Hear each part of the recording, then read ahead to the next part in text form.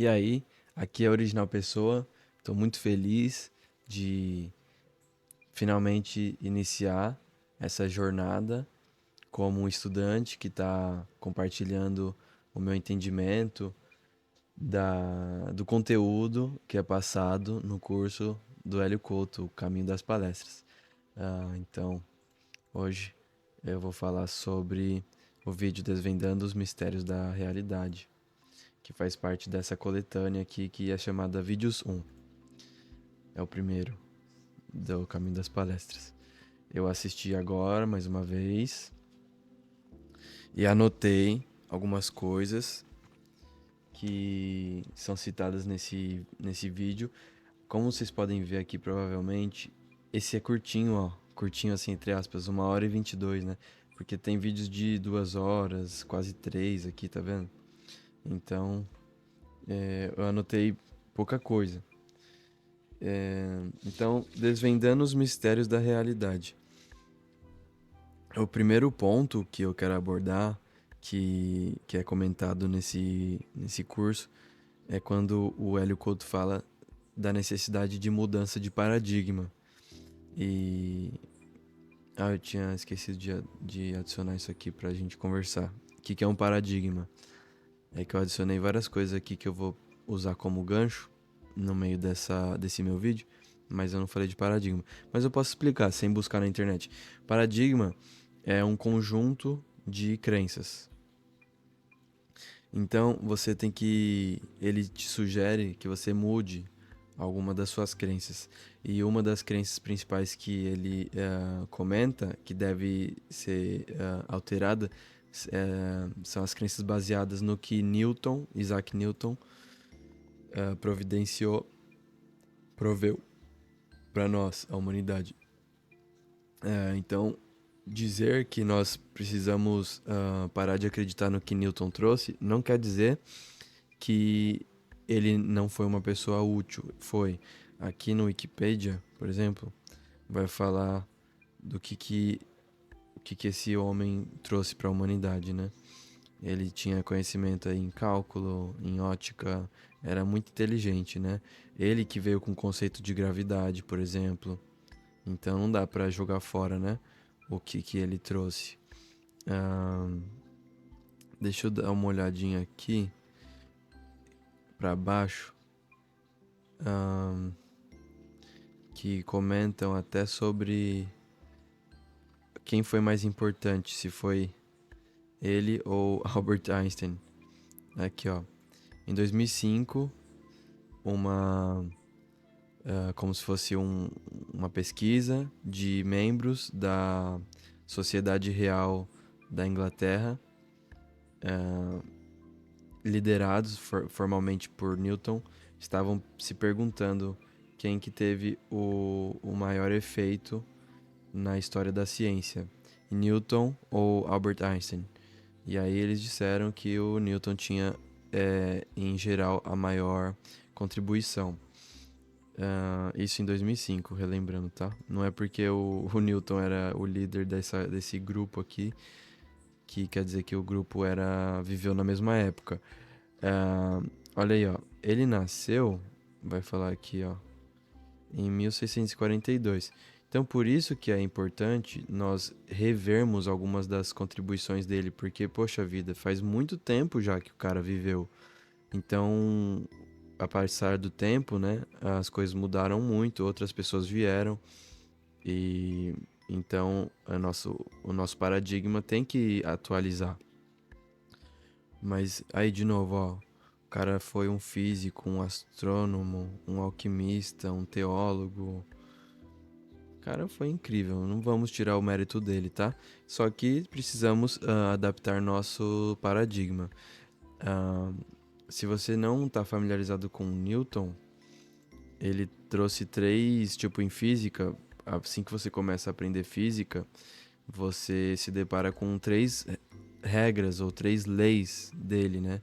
A lei da inércia, que vai dizer que, por exemplo, se uma bola está rolando numa ladeira abaixo, provavelmente a bola vai continuar rolando ladeira abaixo. Não tem nenhuma força física que vai parar esse movimento da bola, a não ser que alguma força física seja aplicado, uma força física externa, tipo alguém pare a bola com o pé, por exemplo, aí sim. Mas fora isso, ele constatou que isso é uma lei. Um corpo que está em movimento tende a permanecer em movimento. Ele veio com a lei da aceleração, não sei se é assim que vai falar em português, mas ele vem com uma fórmula matemática para explicar como que um corpo passa de um estado parado, né, para um estado em movimento. E ele também veio com essa lei mega importante que é a lei de ação e reação, né? Não preciso nem explicar, né? O nome já diz. Então, como se esse Newton ele é o pai da física, né? Só que depois dele, como eu comentei, vieram pessoas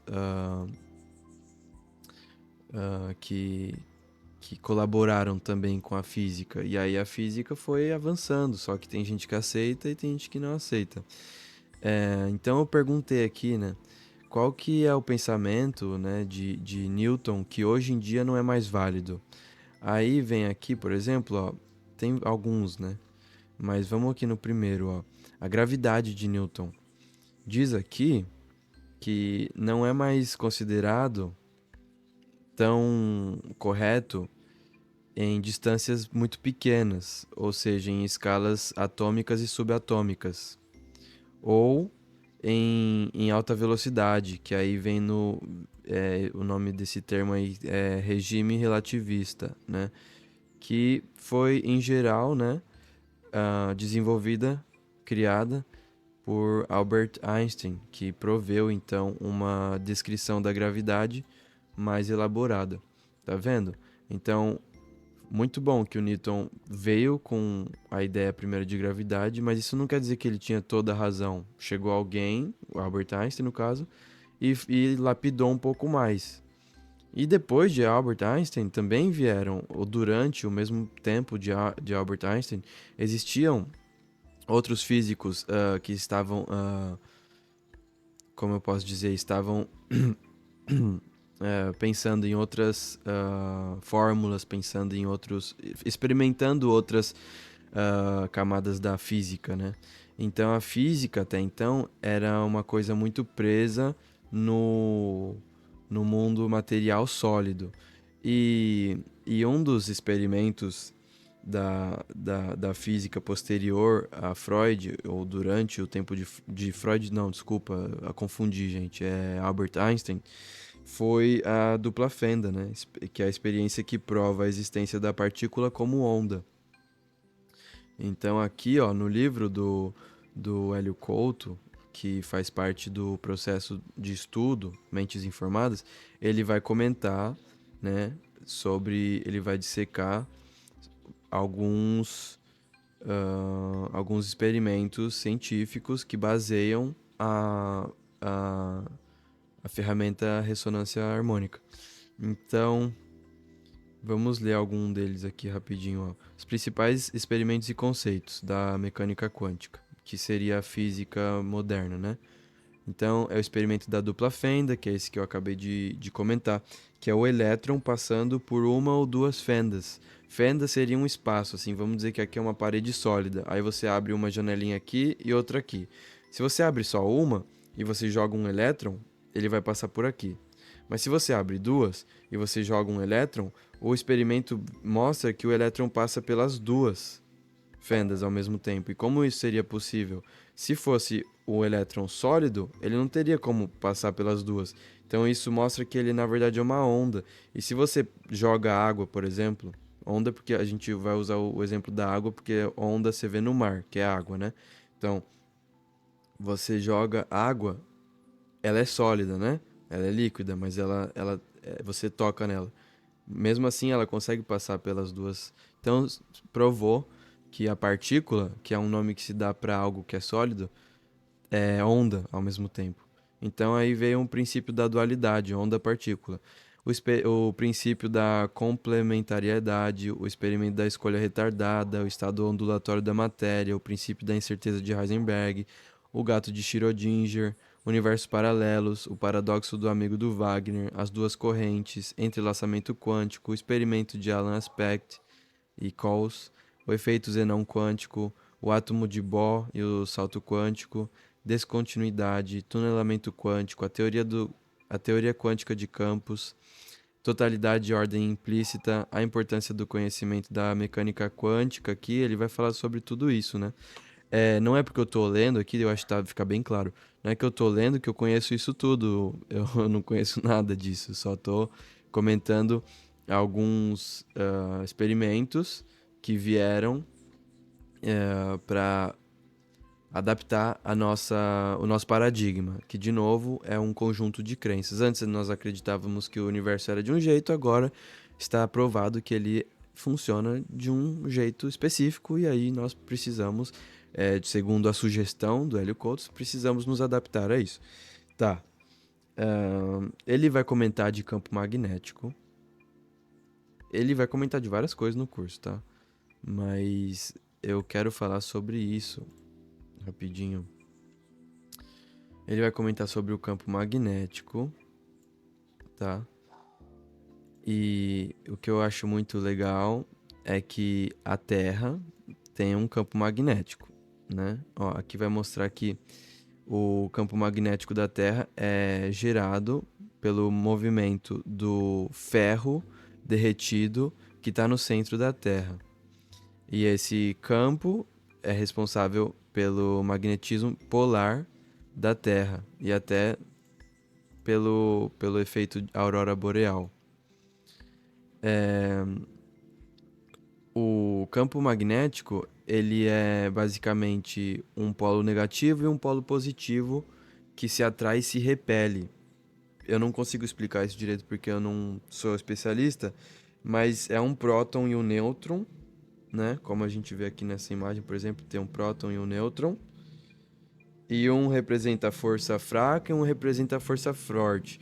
Aí, se eu não me engano, tem a gravidade, que faz um grudar no outro. E isso gera um ímã, praticamente, né? E a bomba atômica, por exemplo, o efeito da bomba atômica, ele acontece quando você consegue descolar um nêutron de um próton. Ou seja, eles estão grudados, né? Se você descola, se você desvincula, você tem aquele efeito da bomba atômica. E aquela bomba atômica famosa que foi explodida no Japão durante a Segunda Guerra Mundial, parece que teve só 14% de efetivo. Por exemplo, a potência de 100% não foi utilizada, foi só usado 14%, porque nem todos os prótons e nêutrons foram descolados. Então imagina, né? O poder da coisa. Eu posso estar falando besteira aqui, por isso eu peço encarecidamente que quem sabe mais do que eu e está acompanhando o vídeo, por favor, me corrija se for o caso. Então isso é muito impressionante, né? Ele vai falar que, infelizmente,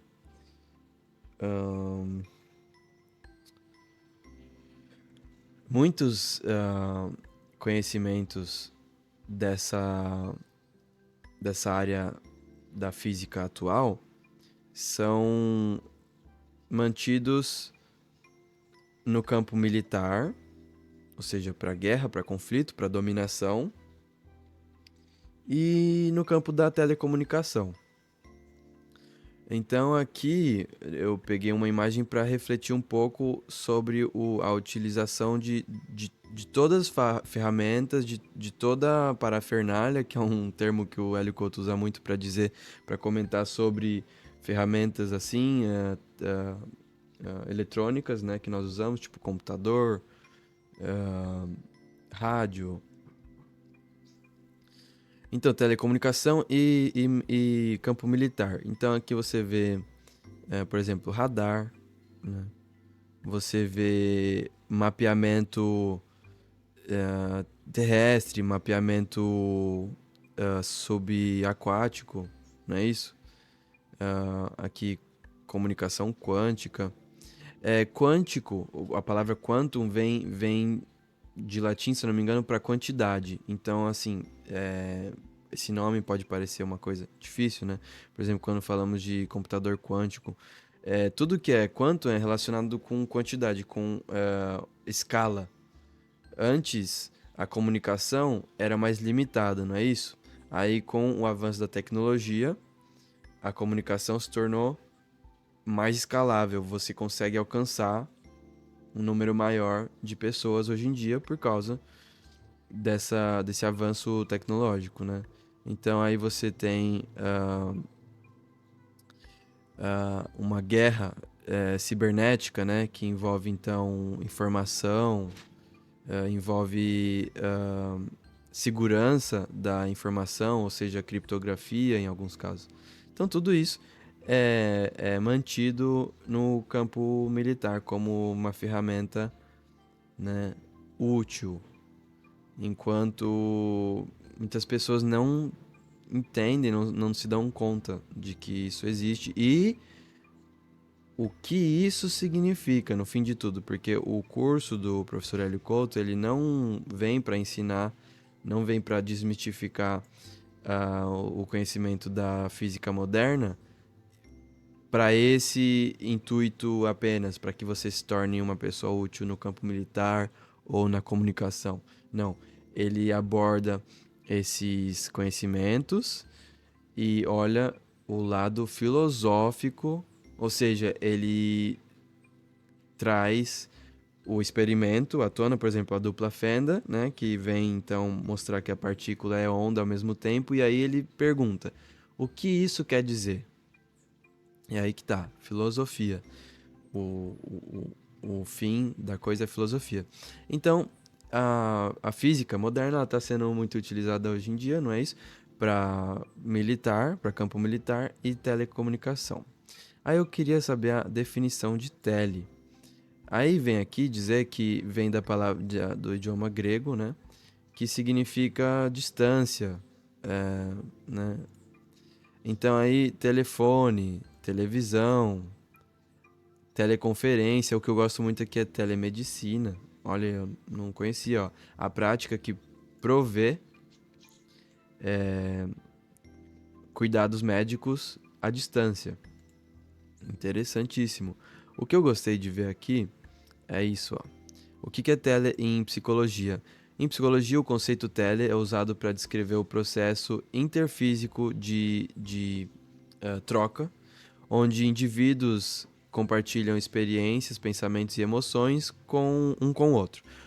É o conceito central do trabalho do psicólogo ou psiquiatra do mestre Jacob Levi Moreno. Eu te chamo de mestre porque eu já vou explicar. Que desenvolveu a teoria do psicodrama. Teoria, o método do psicodrama. E eu digo mestre porque no meu canal do YouTube tem dois livros do Sérgio Guimarães, que é um amigo meu que se dedicou e continua se dedicando com o psicodrama. Ele escreveu o livro sobre o Moreno, sobre o psicodrama. Ele aborda muito melhor do que esse pequeno trecho aqui o termo tele e outros inúmeros termos desse campo. E por isso eu chamo de mestre, porque um dos livros que tem do Jacob Moreno foi o primeiro que eu decidi compartilhar no meu canal. Se chama